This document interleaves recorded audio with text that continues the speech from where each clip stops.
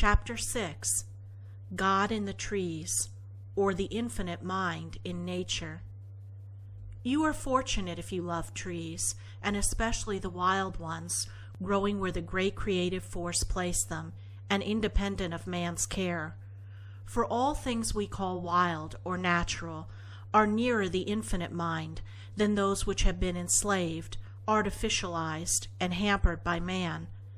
Being nearer the infinite, they have in them the more perfect, infinite force and thought.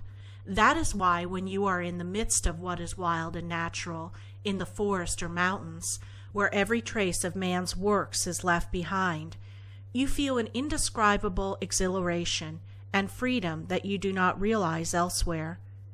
You breathe an element ever being thrown off by the trees, the rocks, the birds, and the animals, and by every expression of the infinite mind about you. It is healthfully exhilarating. It is something more than air. It is the infinite force and mind, as expressed by all these natural things, which is acting on you. You cannot get this force in the town, nor even in the carefully cultivated garden, for there the plants and trees have too much of man's lesser mind in them, the mind which believes that it can improve the universe. Man is inclined to think that the infinite made this world in the rough and then left it altogether for him to improve. Are we really doing this in destroying the native forests as well as the birds and animals which once dwelt in them? Are our rivers, many of them laden with filth of sewage and factory, and our ever-expanding cities and towns, covering miles with piles of brick and mortar, their inhabitants crammed into the smallest living quarters, honeycombed with sewers below, and resounding with rattle and danger above, are these really improvements on the divine and natural order of things? You are fortunate when you grow to live a tender, earnest love for the wild trees, animals, and birds, and recognize them all as coming from and built of the very same mind and spirit as your own, and also able to give you something very valuable in return for the love you give them. The wild tree is not irresponsive or regardless of a love like that. Such love is not a myth or mere sentiment.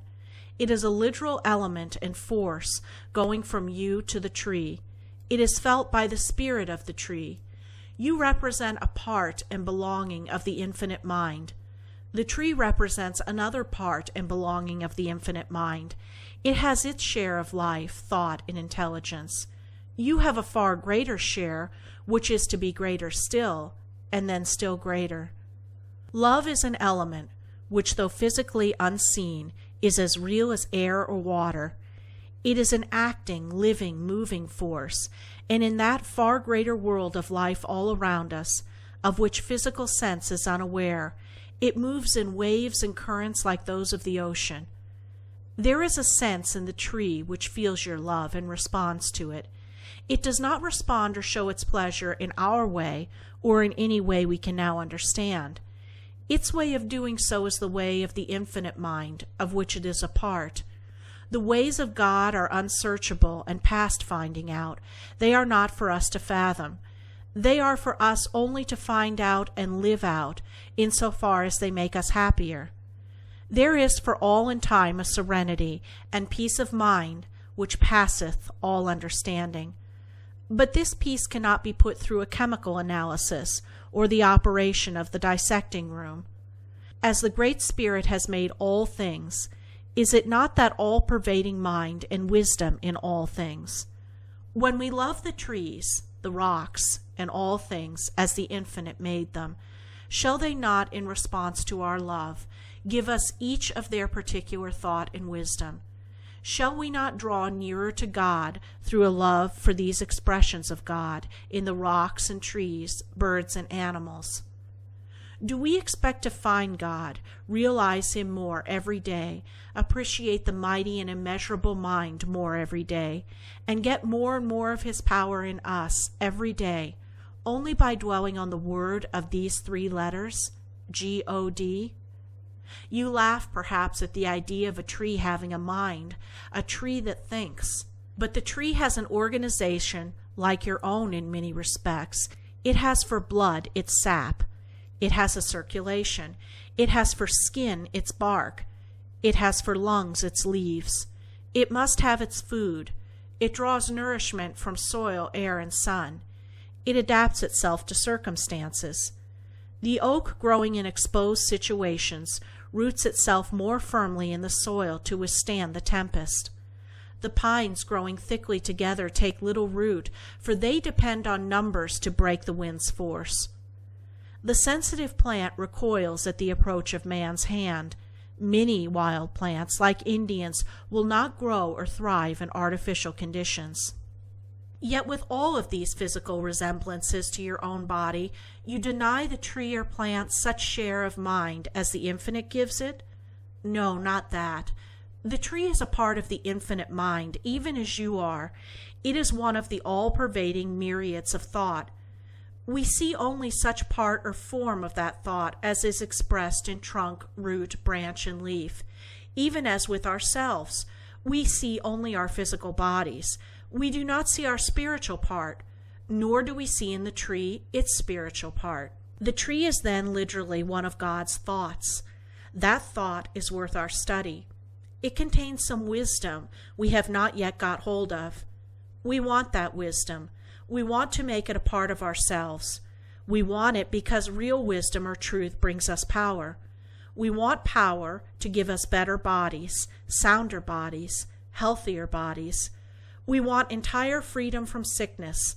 We want lighter hearts and happier minds. We want a new life and a new pleasure in living for each day. We want our bodies to grow lighter, not heavier with advancing years. We want a religion which will give us certainty instead of hopes and theories. We want a deity. It is simply an impossibility to doubt. We want to feel the infinite mind in every atom of our beings. We want with every day to feel a new pleasure in living, and commencing where we left off yesterday, to find something new in what we might have thought to be old and worn out yesterday. When we come into the domain of the infinite mind, and are ever drawing more of that mind to us and making it a part of us, nothing can seem flat, stale, and unprofitable. We want powers now denied the mortal.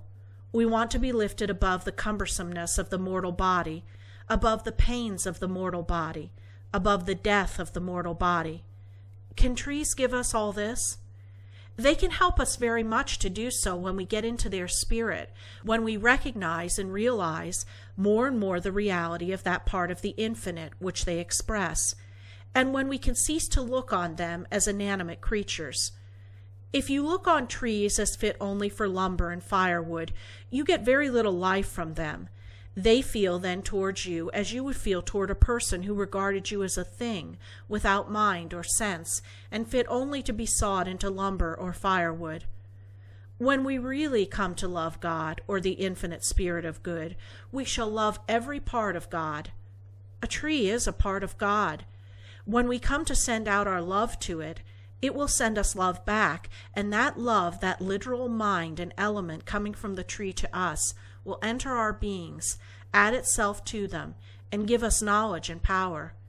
It will tell us that the mind and force it represents of the infinite has far better uses for man than to be turned into fuel or lumber.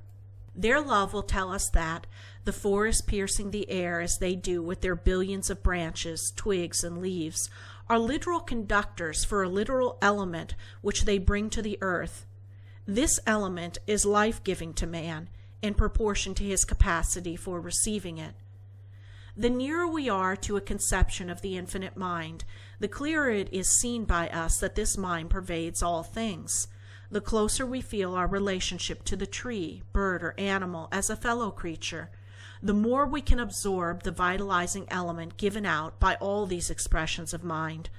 A person who looks on trees as fit only for fuel and lumber can get but little of this element, which to the finer mind is an elixir of life. The mind which sees in tree, bird, animal, fish, or insect only a thing lacking intelligence, and fit only to destroy or enslave for amusement, repels from all of these a spirit or element, which if recognized would be received or absorbed, and if absorbed would bring a new life and power to the mind and body. We get the element of love only in the proportion we have it in us. We can only draw this element from the supreme power. We draw it in proportion as we admire every expression of the infinite. Be that expression tree or shrub or insect or bird or other form of the natural, we cannot destroy or mutilate what we really love. And the more of these things we really love, the more of their element of love flows to us. That element is for us life as real as the tree itself. The more of that life we are receiving and absorbing, the more shall we realize a power in life, which only can be expressed as miraculous. Destroy the forests and you lessen temporarily the quality of this element given out by them. Replace the wild tree by exotics or cultivated varieties, and such element is adulterated, and the vigor it can give is lessened. Cover the whole earth with cities, towns, villages, and cultivated fields, and we interfere with a supply of life-giving element, which the forests in their natural state only can furnish. Keep ourselves dead to the recognition of the tree as a part of the infinite spirit, and we are dead and unable to absorb the infinite spirit, working in and through the tree. The trees are always giving out an element of life as necessary to man as the air he breathes. Man's works, as soon as finished, are giving out dust and decay. In our great cities we take in dust with every breath. Nothing in this universe is still or in absolute rest. Our miles of stone, brick, and mortar are ever in movement, slowly and imperceptibly, grinding to an impalatable dust. Cloth, leather, iron, and every material worn and used by man is ever wearing into dust. Look at the dust which in a single day accumulates in your room, on shelf and table, or fine garment, even when its windows are not open. A gigantic, ever-moving force is at work there, taking everything to pieces in it. Let a sunbeam enter through a shutter's crack and see the innumerable motes floating in it. Think of the myriads of these, too minute to rank even as atoms that you cannot see. All this is second-hand element, which is breathed and absorbed into both body and spirit. But trees and all natural things send out element full of life. Our bodies also are ever throwing off the skin matter that they can no longer use. In the great city, thousands on thousands of bodies are throwing out disused element, too fine to rank even as dust. It is thrown off by sick bodies, and many are sick on their feet. This we breathe each other over and over again. This unseen cloud of matter pervading crowded cities is not life-sustaining. It has in it a certain life, as all things have life, but it is not fit for man's growing life. When we get eternal life, health, and unalloyed happiness, the attitude of our minds will be entirely changed toward tree, bird, animal, and everything in nature. We shall see that when we really love all these expressions of the infinite mind, tree, plant, bird, and animal, and leave them entirely alone, they will send out to us in love their part and quality of the infinite. It will flow to us a new life, and the source of a life of far greater power and happiness than the present one. But how shall we live, one asks, unless we cut down the tree for fuel and lumber, slay bird and beast for food? Do you think there is no other way of life than the one we live now? Do you think in the exalted and refined mental condition we call heaven that there will be killing of animals, mutilation of trees, and destruction of any expression of the supreme wisdom? Do you think we can grow into that higher and happier state of mind without knowledge of the laws by which only it can be attained? As well expect to sail a ship around the world without knowledge of seamanship or navigation. We are not to drift into heaven in the way a cask rolls down a hill. We cannot cease immediately from the enslavement or slaughter of tree, bird, or animal, nor from the eating of animal food. So long as the body craves and relishes such food, it should have it. When the body is changed by our spirit and belief to finer elements, the stomach and palate will reject meat of every description. It will not abide the taste or smell of slaughtered creatures. When the Spirit settles these matters, it does so definitely and forever. Man's error in the past has often been that of endeavoring to spiritualize or change himself of his own individual will into higher and finer conditions. To this end he has enforced on himself and other fasts and penances and abstinences from pleasure which his nature craved. He has never by such methods saved himself from sickness, decay, and physical death.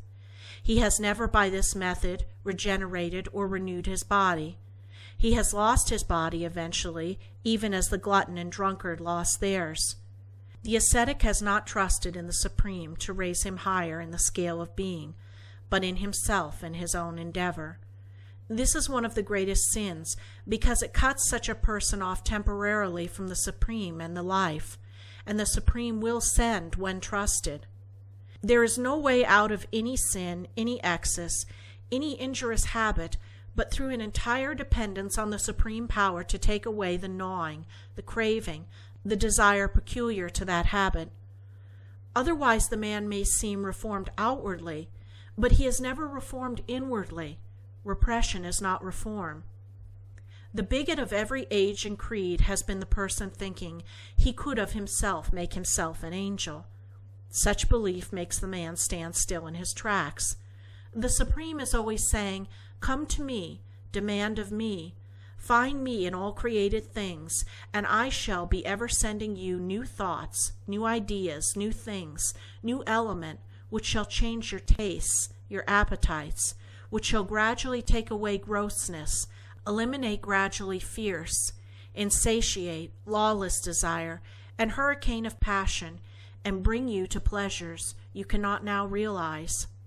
We shall see more and more clearly in time that when we get the higher, finer, and more enduring life, to which we all must grow, we shall have the greatest possible inducement to give the trees, plants, birds, and animals, and all other expressions of the infinite, their lives and their fullest liberty. We shall be compelled to love them. What we really love, we cannot abuse, kill, or enslave. We cannot cage a bird for our own pleasure. We do not cage the bird for its pleasure. That is not the highest love for the bird. The highest love for all things is for us a literal source of life. The more things in the world of nature to which we can give the higher love, the more of their natural love and life we shall get in return. So as we grow, refine, and increase this power of recognizing and loving the bird, the animal, the insect, or in other words, the infinite in all things, we shall receive a love, a renewed life, strength, vigor, cheer, and inspiration from not only these, but the falling snowflake, the driving rain, the cloud, the sea, the mountain. And this will not be a mere sentiment, but a great means for recuperating and strengthening the body. For this strengthens the spirit with a strength which comes to stay, and what strengthens the spirit must strengthen the body. We cannot make of ourselves this capacity for so loving and drawing strength from all things. It is our belonging, but it must be demanded of the Supreme Power. It is natural to ask, but why did not the Supreme Power implant at first this higher love in us? Why has that power so long permitted man to go on slaughtering and marring nature? Why are tempests and earthquakes and wars, and so much in the forces of nature and the forces of man, allowed to go on and bring so much catastrophe and misery? We do not undertake to answer for the infinite wisdom. It is enough for us to know that there is a road leading away from all we call evil. It is enough for us to know that the time is to come when, as new beings with changed minds, we shall forget absolutely that such evils ever existed. We shall see in the forces of nature, be they fire or tempest, or aught else, only what is good and what can bring us happiness. We are not always to be of the material, which can be injured by fire or tempest. The fiery furnace did not affect the 3 Jewish children who walked through it, nor was the tempest of any inconvenience to the Christ of Judea when he walked on the waters. What history has shown to be possible for some is possible for all. Communion with nature is something far above a sentiment. It is literal joining with the infinite being. The element received in such joining and acting on mind and body is as real as anything we see or feel. The ability so to join ourselves with God through His expressions in the cloud, the tree, the mountain and sea, the bird and animal, is not possessed by all in equal degree. Some are miserable when alone in the forest, plain or mountain. They are literally out of their element or current of thought. They can live with comfort only in the bustle of the town or the chatter of the household. They can find life only in artificial surroundings. Their spirits are covered with a parasitical growth of artificiality. This cuts them off from any sense of God's expression in the solitude of nature. So cut off, they feel lonesome in the woods. Nature seems wild, savage, and gloomy to them. Whoever can retire for periods to nature's solitudes and enjoy that solitude, feeling no solitude at all, but a joyous sense of exhilaration, will return among men with more power and new power, for he or she has literally walked with God, or the infinite spirit of good. The seer, the prophet, the miracle workers of the biblical history so gained their power. The Christ of Judea retired to the mountains to be reinforced by the infinite. The Oriental and the Indian, through whom supreme powers have been expressed, love nature's solitudes. They could live in them with pleasure. They could muse by rock or the ocean for hours, almost unconscious of immediate surroundings, because their spirits had strayed far from their bodies and were dreamily absorbing new ideas of the infinite. You will rarely find a person who is a ruler, soldier, inventor, discoverer, poet, or writer, left his impress on the race, but loved communion where God is most readily found. There inspiration is born. The poet cannot sing of the city laid out at right angles, with sewer beneath and elevated road above, as he can of the rugged mountain wrapped, like Jura, in her misty shroud. We cannot train ourselves to this capacity for enjoyment of the natural things of earth, or for drawing strength from them. To assume a virtue when we have it not is to be forced, gushy, and sentimentally silly. But when we demand persistently of the infinite, the new mind, which can find and feel God in the forest or on the sea, in the storm and tempest, and feel not only safety, but absorb power and strength, when nature's forces seem in their most angry mood, that mind with that capacity will gradually take the place of the old one, and with the new mind, all things will become new. End of chapter 6. Recording by Andrea Fiore.